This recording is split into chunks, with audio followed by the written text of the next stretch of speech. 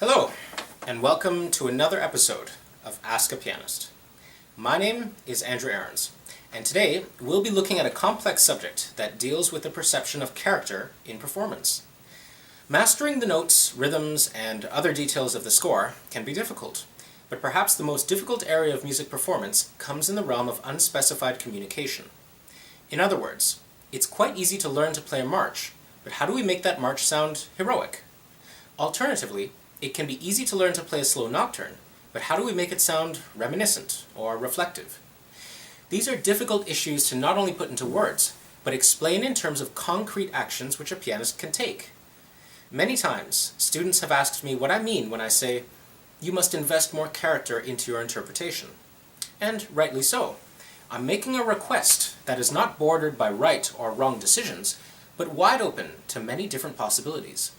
So, in this episode, I'm going to talk about just this kind of problem, and I'm going to tackle perhaps the most difficult sector of performance characterization first. How do we create the effect or feeling of timelessness in a piece of music? First, let's try to be more specific about the concept of timelessness. In short, the feeling or characterization of timelessness in music simply refers to a feeling of stasis or lack of motion. Time seems to stop, or perhaps time seems infinite and endless rather than segmented and measured. It is the opposite of movement and energy, and as such it can create wonderful effects if used in a piece that supports this concept. Before we go any further, I'll play something which I apply this kind of character towards, and perhaps the music will more effectively define the concept in your ears than my words can.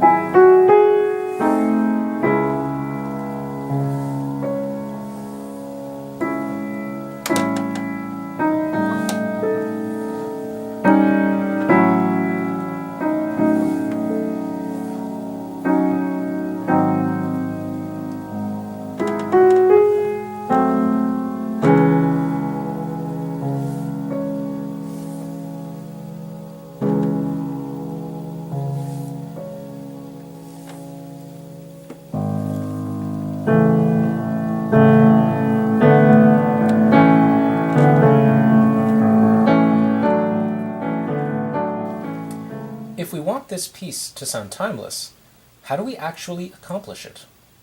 In other words, I could ask a student to play it in a timeless fashion, but this means nothing. Am I saying play it softer, play it with more rigorous rhythmic emphasis, or even play it slower?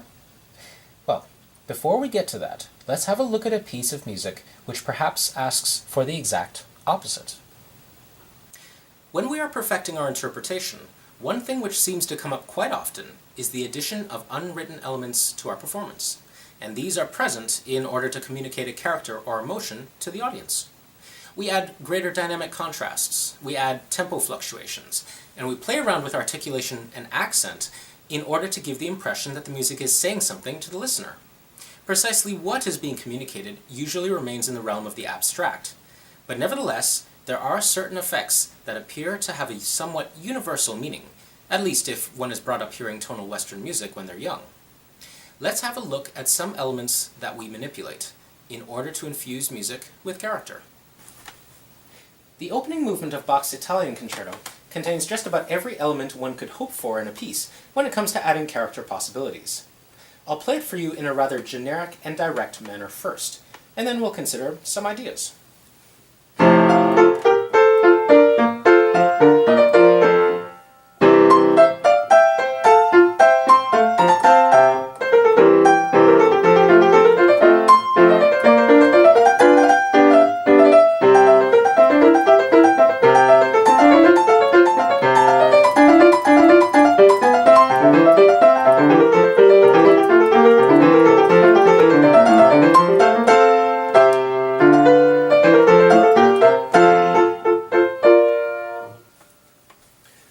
One area where we can add some variety to the interpretation is in dynamic contrast. Sure, we can make things loud and soft, but if we exaggerate these differences slightly or grossly, then we can make the music appear to have more energy within it. More change is perceived by the listener as being accomplished with more energy. So, let's play this opening with a greater dynamic contrast, perhaps with some added crescendi and decrescendi along the way.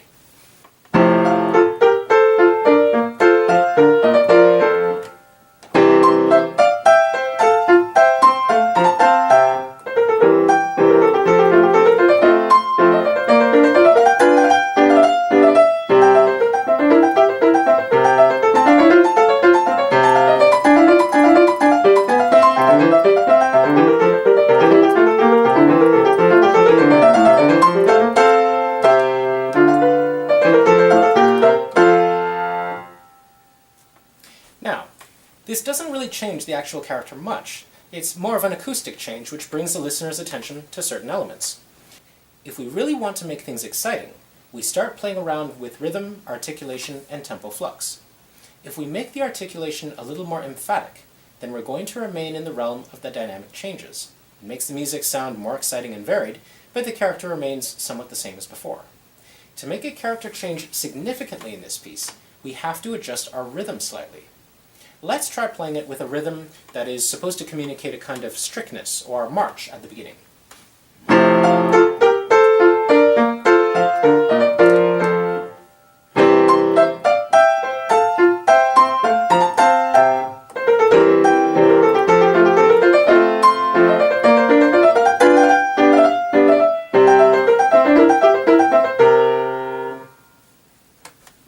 What I've done, in concrete terms, is not only play in time, but actually delay certain beats in a subtle manner. The first and third beats are slightly behind metronomic time, and this gives the impression of weight to these beats. Similarly, the beats in between are not accented very much. It's a small change, but it already makes a statement of character to an audience. Lastly, let's consider a change in our tempo, specifically a kind of rubato. When we have fast-moving notes, it is sometimes beneficial to slow down or speed up a little bit in the middle of runs. This can create an auditory impression of movement within these runs, similar to making crescendi or decrescendi within the same runs. I could play this rhythmically straight.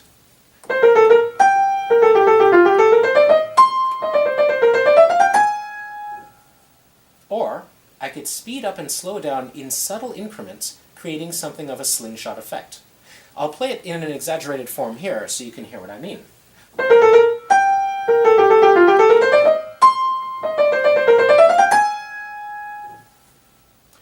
This kind of manipulation invests these notes with energy and change, and this communicates to an audience quite easily and over large distances in a hall.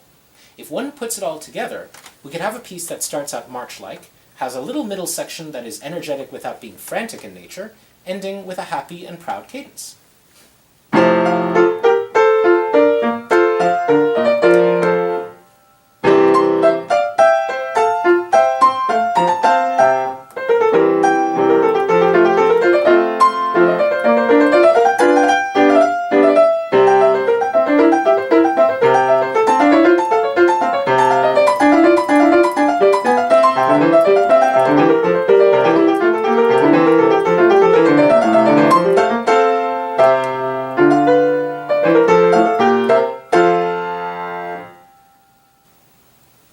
Obviously, one doesn't have to play it like this at all.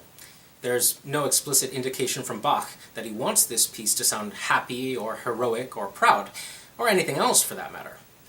But the point is that in order to communicate these kinds of impressions or feelings within the music, we are tasked with manipulating areas of expression which are not documented in the score. We have to invent what we want to communicate based on the musical material, and find a way to realize it through sound. If that means making a tango sound like a tango by fiddling around with rhythmic fidelity, then I don't think there's anything wrong with that.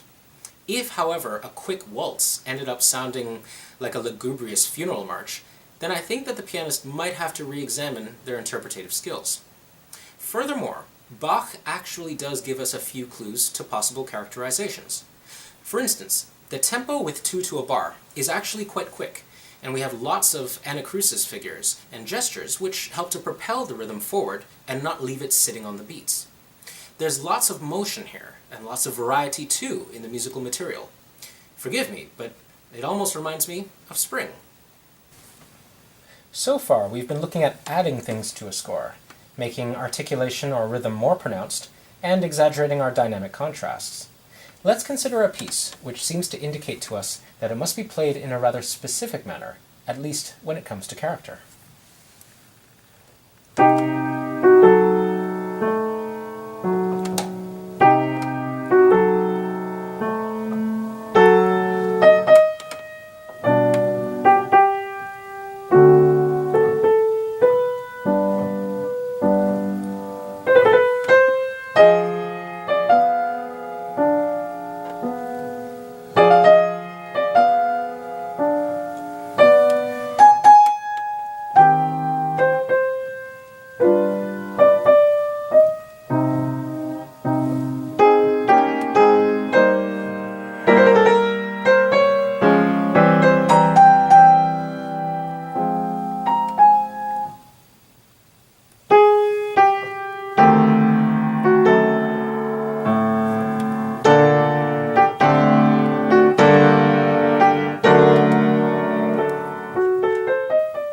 The second movement of Opus 81A, as titled, is essentially one that is supposed to convey the feeling of absence, longing for a dear friend who's far away, or the emptiness that one can feel when a forced separation is at hand.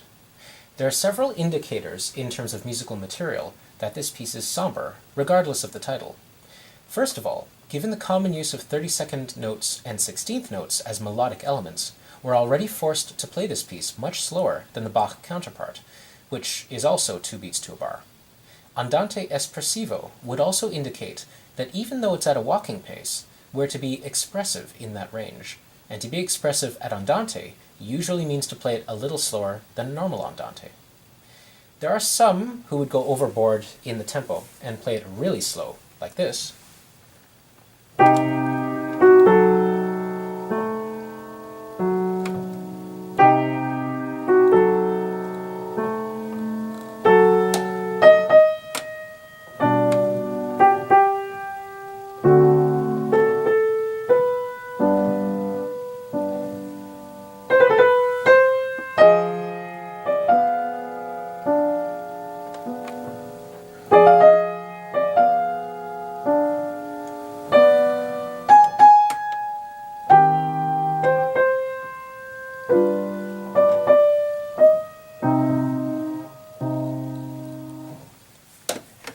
I would argue that this is in fact too slow for Andante, but with the right performance, I'm sure I could be convinced otherwise.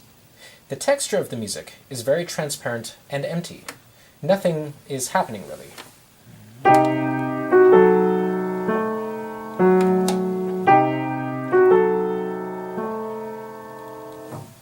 The harmony moves slowly and not in a very exciting fashion, and there's a lot of repetition, at least in terms of gesture. The left hand almost resembles a clock pendulum swinging slowly, predictably, and, most importantly, inevitably.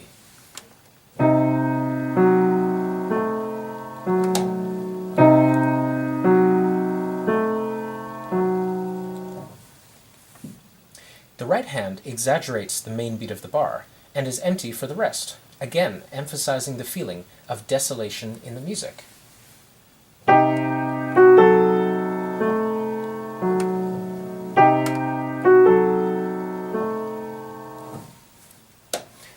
I think it's pretty clear what kind of character Beethoven is asking us to produce, and this might be one of those times where we can aim to create a feeling of timelessness in this music. But how do we accomplish that? When we were looking at the example with the Bach, we were looking to add things to it to make the character come alive, adding energy to create the illusion of energy. In order to create a feeling of timelessness in a performance, we have to do two things. The first is the opposite of what we do to create energy. We essentially take it away. We don't have huge dynamic contrasts, we don't overemphasize articulation or rhythm, and we remove tempo fluctuations to leave the music as a neutral, almost mechanical performance. But that's not all, because if we left it that way, then it would merely sound like a machine was playing, and the void of emotion would not translate into a feeling of emptiness. The second thing we have to do is to emphasize the elements of the music that we would normally not emphasize if we wanted to create energy. This means emphasizing empty space from rests. This means making long phrases feel somewhat segmented by exaggerating slightly the rhythmic division of the bar. And this also means playing the main beats never early, but always slightly late. Like in a march, this lends the weight to the beat, but in this case it only serves to emphasize how there's actually nothing between these main beats. If there was material, then we'd still be in marching mode, but with empty space and open beats, there's desolation. So, let's implement these ideas in the Beethoven and see where we get. First, I'll play the piece as if it were a standard Beethoven slow movement, full of expression, rubato, and all the usual accoutrements.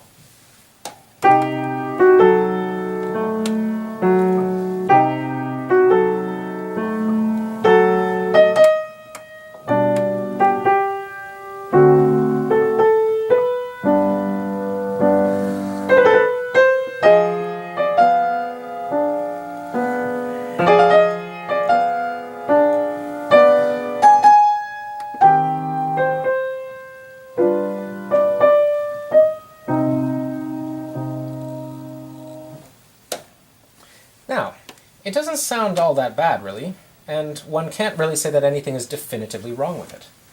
But now let's try to give it a feeling of timelessness.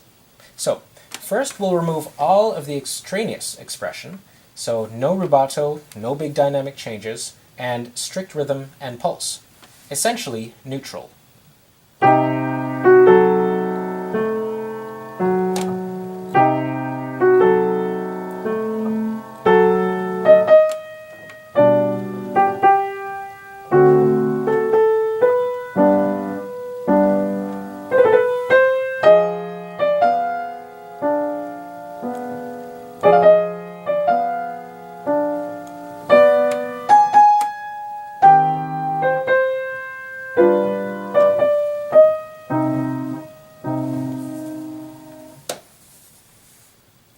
Mechanical, and not particularly interesting in my view. Now the difficult part. Let's overemphasize elements which are not conducive to energy production. Let's stress the main beats, let's listen for and exaggerate the silences of rests, and let's try to make the phrases seem segmented by holding to a strict rhythm rather than speeding up slightly at the ends of phrases in order to connect them.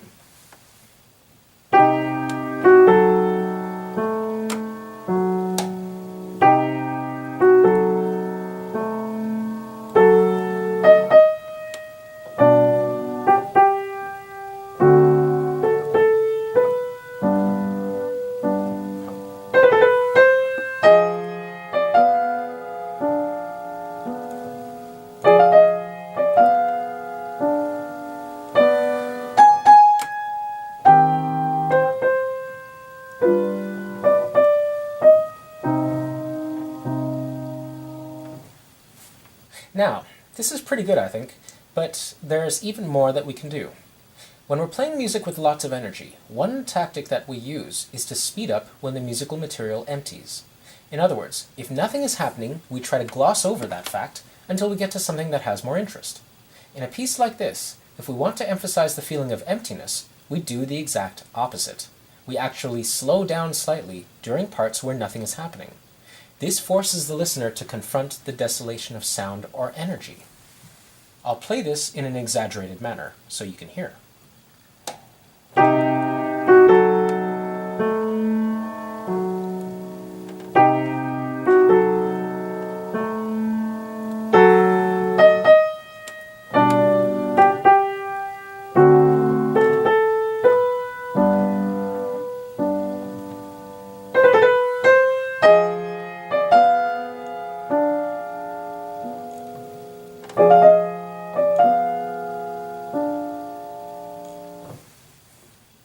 Now let's bring it down a notch and make it seem a little more realistic.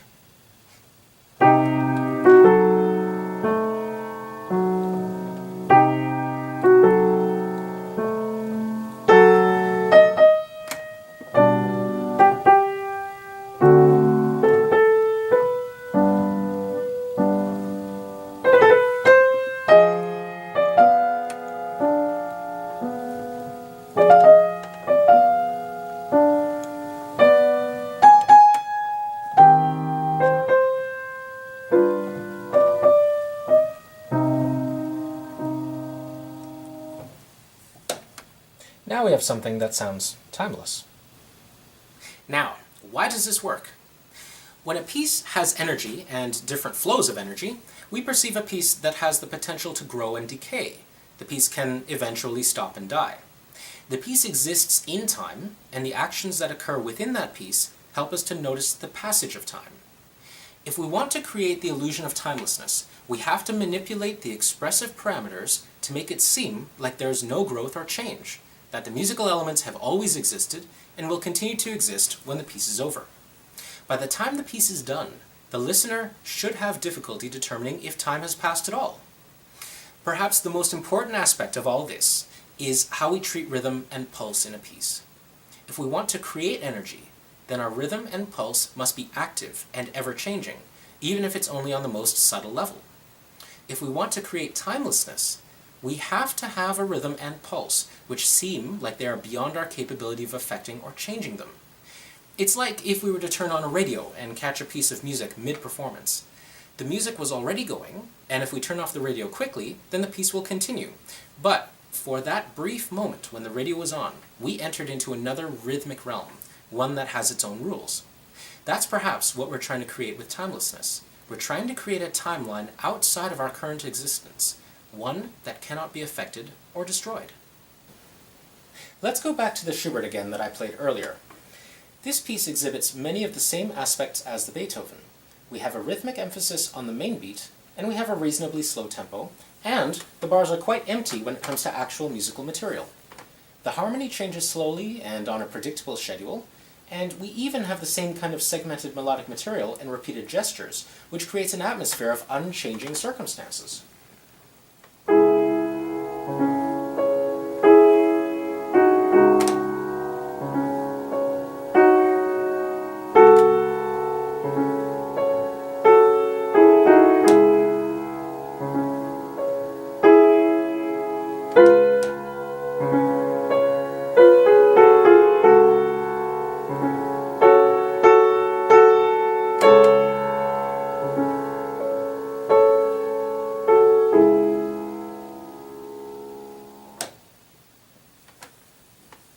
The difference, of course, is that this piece is not programmatic in any way. There is no explicit story to tell, and the only indications we have about the character we might wish to portray with this piece come slowly from the score and nothing else. But that doesn't mean that this character of timelessness is not effective in this piece, or is an unwise choice. Consider what this piece would sound like using the traditional expressive tools we have, integrated so that the melody moves to avoid stagnation, and the harmony is encouraged to move forward so that the changes become part of a larger whole rather than each their own little event.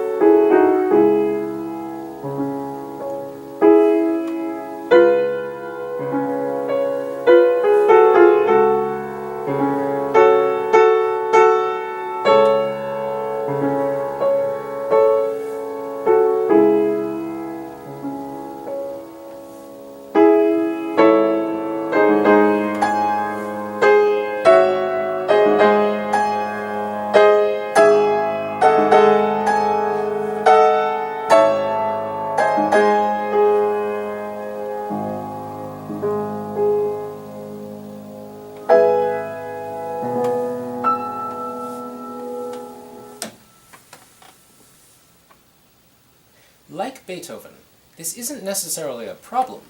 It doesn't sound all that bad. But it's almost as if the piece has lost a quality which made it special, or stand out, and simply de-evolved to be yet another predictable slow movement by a classical composer. I'm convinced that in this case, the piece gains by us taking away the expressive element. Less means more, in other words. So that's it for this episode of Ask a Pianist. It's a tough subject to get one's head around, and we haven't even talked about the inherent paradoxes, like how can timelessness be conveyed in a medium that by nature can only exist in time? Perhaps that subject, and others related to it, may be covered in another episode of Ask a Pianist. Until then, keep on practicing, and try experimenting with the character of time and how we express it. Bye for now.